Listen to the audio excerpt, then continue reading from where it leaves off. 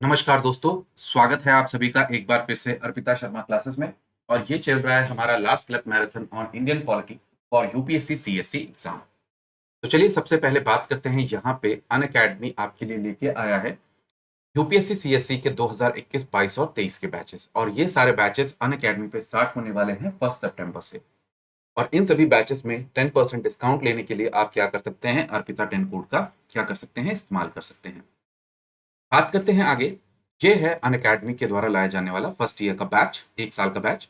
और यहाँ पे ये बैच आपका स्टार्ट होगा 1 सितंबर से, जो बाइलिंगुअल और इंग्लिश दोनों में लॉन्च हो रहा है। और इसे लेने के लिए आप 10% के लिए क्या कर सकते हैं, अर्पिता 10 कोड का इस्तेमाल कर सकते हैं। कंप्लीट सिलेबस का कवरेज होगा, प्रीलिम्स प्लस मेंस का।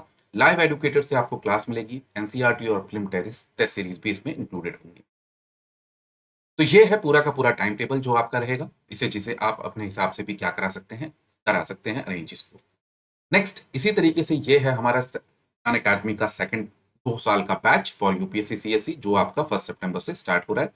सेम फर्स्ट ईयर जैसा ही है, मतलब 1 साल के बैच जैसा ही है, 2 साल का बैच है। और इसके लिए भी आप अर्पिता 10 कोड का इस्तेमाल कर सकते हैं। और ये रहा इसका टाइम टेबल, जिसे आप अपने हिसाब से भी अरेंज यहाँ पे करा पाएंगे। नेक्स्ट बात करते हैं। अनअकैडमी यहाँ पे एक बेहतरीन सा ऑप्शन लेके आया है, और वो है रेज हैंड का ऑप्शन, जिसका फीचर आपको मिलेगा आपकी लाइव क्लासेस में।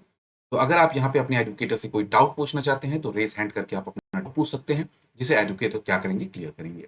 और इन सभी बैचेस को लेने के लिए आपको क्या करना है, अर्पिता 10 कोड का इस्तेमाल करना है। तो अनअकैडमी पे जितने भी कोर्सेज अवेलेबल हैं, चाहे वो किसी भी कैटेगरी के क्यों ना हो, उन सभी में आप अर्पिता 10 कोड का इस्तेमाल कर सकते हैं टू गेट 10% इंस्टेंट डिस्काउंट। तो आज का जो हमारा टॉपिक है that is related to emergency provisions. तो चलिए बात करते हैं। तो यहाँ पे पार्ट 18 ऑफ इंडियन कॉन्स्टिट्यूशन जो है वो हमारा डील करता है किससे, इमरजेंसी प्रोविजन से। और इसके अंदर जो आर्टिकल्स आते हैं, these are from article 352 to 360। ध्यान रखना है इस बात को हमें। 3 टाइप की इमरजेंसी जो है इंडियन कॉन्स्टिट्यूशन यहाँ पे बताता है। इसमें पहली है आपकी नेशनल इमरजेंसी, जिसे हम प्रोक्लेमेशन ऑफ इमरजेंसी जो है वर्ड इस्तेमाल किया है कॉन्स्टिट्यूशन ने इसके लिए, ताकि इसे थोड़ा अलग दिखाया जा सके बाकी इमरजेंसी से। और ये 3 ग्राउंड्स पे हो सकती है, war, external aggression, armed rebellion. और इसमें मेंशन है आर्टिकल नंबर 352 में ये मेंशन की गई है। नेक्स्ट बात करते हैं। उसी तरीके से आर्टिकल 356 ऑफ इंडियन कॉन्स्टिट्यूशन जो है वो डील करता है यहाँ पे इससे प्रेसिडेंट रूल से, जिसे हम स्टेट इमरजेंसी या कॉन्स्टिट्यूशनल इमरजेंसी के नाम से भी जानते हैं। ध्यान रखिएगा यहाँ पे ये बात कि यहाँ पे कब होता है, जब आपका कॉन्स्टिट्यूशनल मशीनरी जो है वो फेल हो जाती है। बट इसके लिए कॉन्स्टिट्यूशन ने किसी भी वर्ड का, इमरजेंसी वर्ड का इस्तेमाल नहीं किया है। और तीसरी टाइप की होती है फाइनेंशियल इमरजेंसी। अगर फाइनेंशियल स्टेबिलिटी या क्रेडिट ऑफ इंडिया जो है वो किसी तरीके से खतरे में आ जाए, तो इसे यहाँ पे लाया जा सकता है। और ये किस में मेंशन है, that is in article number 360। आगे बात करते हैं नेशनल इमरजेंसी के बारे में। तो आर्टिकल 352 में यहाँ पे मेंशन किया है, और ये 3 ग्राउंड्स पे हो सकता है, जान के रखिएगा। वॉर, एक्सटर्नल एग्रेशन और रेबेलियन, इन 3 ग्राउंड्स पे इसे डिक्लेयर किया जा सकता है। किसके द्वारा, प्रेसिडेंट के द्वारा।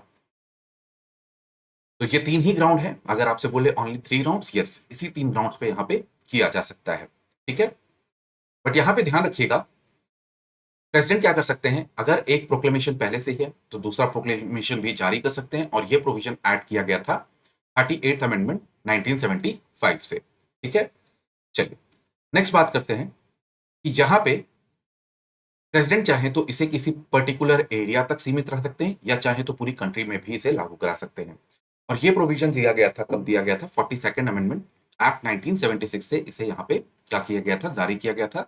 और यहाँ पे इसे क्या कर सकते हैं, लिमिट कर सकते हैं प्रेसिडेंट चाहे तो नेशनल इमरजेंसी को। 44th अमेंडमेंट 1978 वेरी इंपॉर्टेंट, इसने आर्म्ड रिबेलियन वर्ड को बदल के इंटरनल डिस्टर्बेंस कर दिया था। तो पहले यहाँ पे क्या था, इंटरनल डिस्टर्बेंस को बदल के आर्म्ड रिबेलियन कर दिया था। पहले इंटरनल डिस्टर्बेंस था, उसके बाद यहाँ पे आर्म्ड रिबेलियन डाल दिया गया। नेक्स्ट बात करते हैं।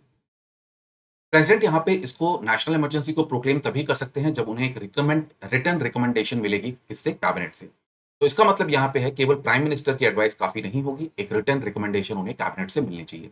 और ये एक सेफगार्ड था जिसे 44th अमेंडमेंट 1978 के द्वारा यहाँ पे कॉन्स्टिट्यूशन में जोड़ा गया। नेक्स्ट बात करते हैं यहाँ पे कि 38th अमेंडमेंट 1975 ने नेशनल इमरजेंसी को क्या किया था, जुडिशियल रिव्यू से बाहर रख दिया था। बट 44th अमेंडमेंट 1978 ने इस प्रोविजन को डील किया। और मिनर्वा मिल केस ने 1980 में यहाँ पे सुप्रीम कोर्ट ने एक बात कही कि आप यहाँ पे अगर नेशनल इमरजेंसी मैलिफाइड तरीके से करते हैं, प्रोक्लेमेशन करते हैं, तो उसकी यहाँ पे न्यायिक जांच हो सकती है, उसका रिव्यू हो सकता है। नेक्स्ट बात करते हैं कि यहाँ पे इमरजेंसी की प्रोक्लेमेशन के बाद उसे दोनों हाउसेस से, ध्यान रखिएगा बोथ हाउसेस से, यहाँ पे केवल लोकसभा नहीं है, ये पॉइंट आपको बहुत अच्छे से ध्यान रखना है, हाईलाइट करना रह गया, ठीक है। तो ये जो हाईलाइटेड वर्ड्स हैं इनको अगर आप ध्यान रखेंगे तो आपका काम बन जाएगा। बोथ हाउसेस से यहाँ पे 1 महीने के अंदर क्या कराना होगा, इसे पास करवाना होगा, ठीक है। और यहाँ पे ध्यान रखिएगा ये प्रोविजन पहले 2 महीने का था, बाद में इसे 1 महीने कर दिया गया 44th अमेंडमेंट 1978 के ही द्वारा, ठीक है। नेक्स्ट बात करते हैं, हर 6 महीने में यहाँ पे क्या करना होगा, दोनों हाउसेस को यहाँ पे इस इमरजेंसी को क्या करना होगा, बार बार यहाँ पे अप्रूव करना होगा। और ये इमरजेंसी आपकी इनडेफिनेट पीरियड तक इस तरीके से क्या करी जा सकती है, लागू कराई जा सकती है। बट प्रोविजन क्या है कि हर 6 महीने में आप उसे क्या करेंगे, उसे पास करेंगे। और यह भी डाला गया था 44th अमेंडमेंट 1978 के द्वारा। नेक्स्ट बात करते हैं यहाँ पे आगे बढ़ते हुए कि इसे जो पास कराना होगा इन सब चीजों को, इसके लिए कौन सी जरूरत मेजोरिटी की पड़ेगी, हमें वो पड़ेगी स्पेशल मेजोरिटी की। और ये भी हमारा 44th अमेंडमेंट से ही ऐड किया गया है, ठीक है। नेक्स्ट बात करते हैं, प्रेसिडेंट यहाँ पे जब चाहे इसको क्या कर सकते हैं, नेशनल इमरजेंसी को रिवोक कर सकते हैं, ठीक है। और इस प्रोक्लेमेशन को किसी भी तरीके के प्रेसिडेंट अप्रूवल की आवश्यकता नहीं होगी, पार्लियामेंट्री अप्रूवल की आवश्यकता नहीं होगी, ठीक है। चलिए नेक्स्ट बात करते हैं, यहाँ पे 44th अमेंडमेंट 1978 ने एक और प्रोविजन यहाँ पे डाला कि अगर 1/10 मेंबर ऑफ लोकसभा यहाँ एक रिटर्न नोटिस देते हैं स्पीकर को, तो 14th डे के अंदर, 14 दिनों के अंदर हाउस की मीटिंग बैठाई जा सकती है इसे डिसअप्रूव करने के लिए। नेक्स्ट बात करते हैं, जो डिसअप्रूवल है और जो अप्रूवल है रेजोल्यूशन इसका इमरजेंसी का, इसमें कुछ चीजें हैं जो हमें समझनी होंगी, दोनों के बीच में डिफरेंस। तो डिसअप्रूवल जो है वो केवल लोकसभा यहाँ पे कर सकती है, और जो यहाँ पे आपका अप्रूवल है इसके लिए दोनों हाउसेस की मंजूरी जरूरी है। जो यहाँ पे आपका जो डिसअप्रूवल है इसे सिंपल मेजोरिटी की जरूरत होती है, और अप्रूवल जो होता है उसे स्पेशल मेजोरिटी की जरूरत होती है। ध्यान रखिएगा कि किसके लिए क्या जरूरी है। आगे बात करते हैं, यहाँ पे जो स्टेट गवर्नमेंट होती है यहाँ पे कंप्लीट कंट्रोल में आ जाती है सेंटर के लिए, बट यहाँ पे वो सस्पेंड नहीं होती नेशनल इमरजेंसी के केस में। और जो सब्जेक्ट होते हैं स्टेट लिस्ट में, वहां पे पार्लियामेंट कानून बना सकती है, भले वो सस्पेंड क्यों ना हुई हो। यहाँ पे प्रेसिडेंट इशू भी कर सकते हैं ऑर्डिनेंस को। नेक्स्ट बात करते हैं स्टेट सब्जेक्ट में कि यहाँ पे जो लोकसभा का टर्म है वो 1 साल से 1 साल तक का बढ़ाया जा सकता है, ठीक है। नॉर्मली 5 ईयर होता है, बट 1 साल तक का बढ़ाया जा सकता है, और उसे एक एक साल करके एनी लेंथ ऑफ टाइम तक रखा जा सकता है। नेक्स्ट बात करते हैं आर्टिकल 358, ठीक है। इसने यहाँ पे ये कहा है कि जो 6 फंडामेंटल राइट्स दिए गए हैं आर्टिकल 19 में, वो ऑटोमेटिक ही सस्पेंड हो जाते हैं तब जब नेशनल इमरजेंसी लागू होती है, और इसके लिए कोई आपको अलग से ऑर्डर जारी नहीं करना पड़ता, ठीक है। बट यहाँ पे नेक्स्ट बात करते हैं, 44th अमेंडमेंट 1978 ने यहाँ पे इसके ऊपर एक रिस्ट्रिक्शन लगाई, ठीक है। पहली तो ये तभी लगाया जा सकता है, ठीक है, जब यहाँ पे केवल नेशनल इमरजेंसी जो है आपकी किस पे डिक्लेयर हो, आपकी वॉर और एक्सटर्नल एग्रेशन पे हो, ना कि आपकी आर्म्ड रिबेलियन पे हो, ठीक है, तभी इसे लगाया जा सकता है। आगे बात करते हैं आर्टिकल 359, दोनों आर्टिकल बहुत इंपॉर्टेंट है। यहाँ पे क्या किया जाता है, आपका जो एनफोर्समेंट ऑफ फंडामेंटल राइट है उसको यहाँ पे क्या किया जा सकता है, प्रेसिडेंट ऑर्डर के थ्रू क्या कर सकते हैं, सस्पेंड कर सकते हैं, ठीक है। मतलब आप किसी कोर्ट नहीं जा पाएंगे, उसकी एनफोर्समेंट को यहाँ पे रोक देते हैं। तो ध्यान रखिएगा, यहाँ पे फंडामेंटल राइट सस्पेंड नहीं होते, केवल उनकी एनफोर्समेंट को रोका जाता है।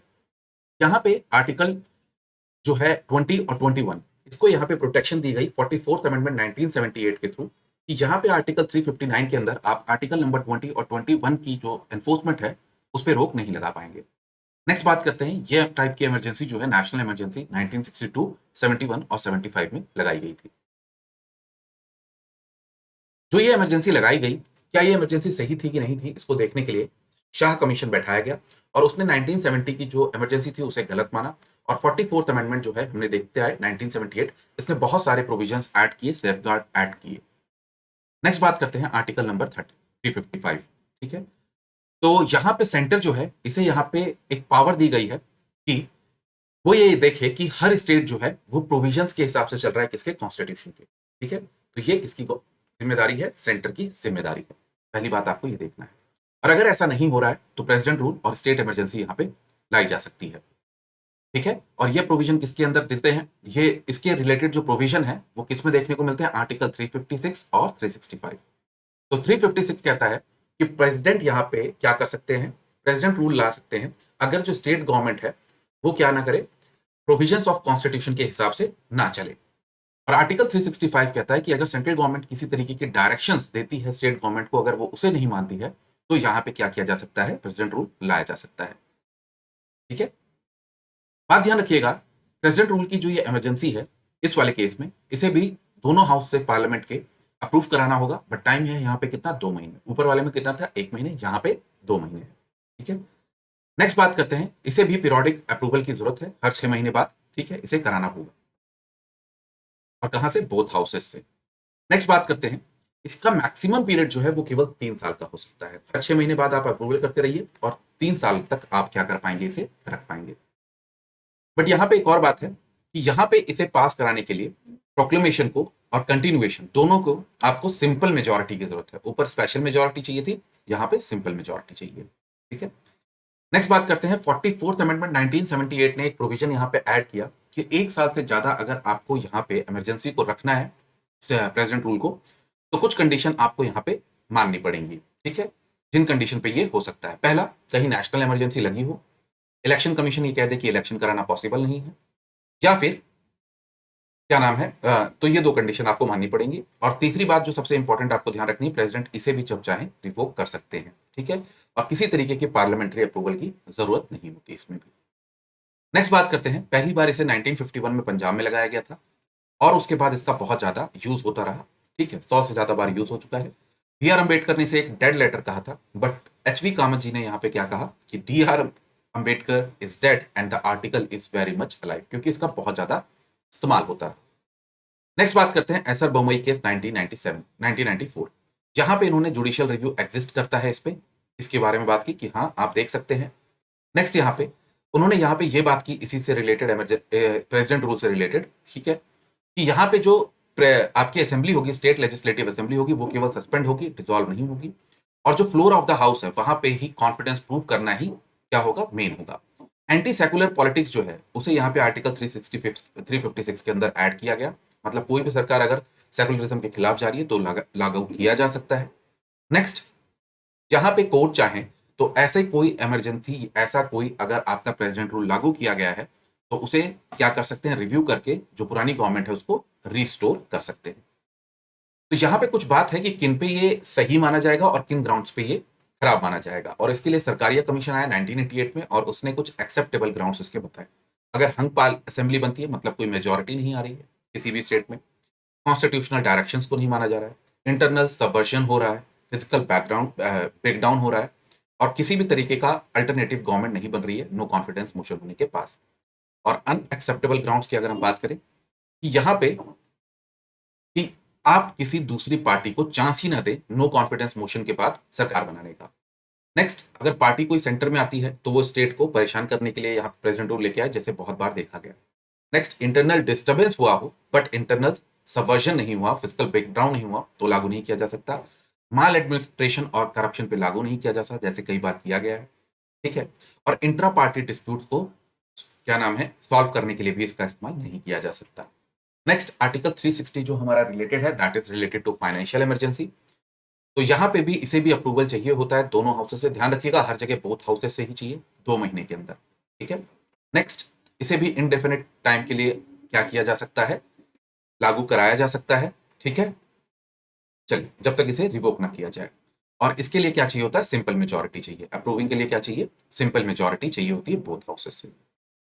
तो इसे भी चाहें तो राष्ट्रपति कभी भी रिवोक कर सकते हैं, और इसके लिए भी पार्लियामेंट्री अप्रूवल नहीं चाहिए होता। तो ये सारे पॉइंट्स थे हमारे किससे रिलेटेड, हमारे इमरजेंसी से रिलेटेड। तो आई होप आपको लेक्चर अच्छा लगा होगा। अगर लेक्चर अच्छा लगा तो जरूर लाइक करें, चैनल को सब्सक्राइब करना ना भूलें, और ज़्यादा से ज़्यादा हो सके वीडियोस को शेयर करें। और अगर आपको किसी भी तरीके का डिस्काउंट चाहिए अकेडमी पे, तो आप अर्पिता 10 कोड का क्या कर सकते हैं, इस्तेमाल कर सकते हैं। So thank you, best of luck, take care, जय हिंद, जय भारत, धन्यवाद।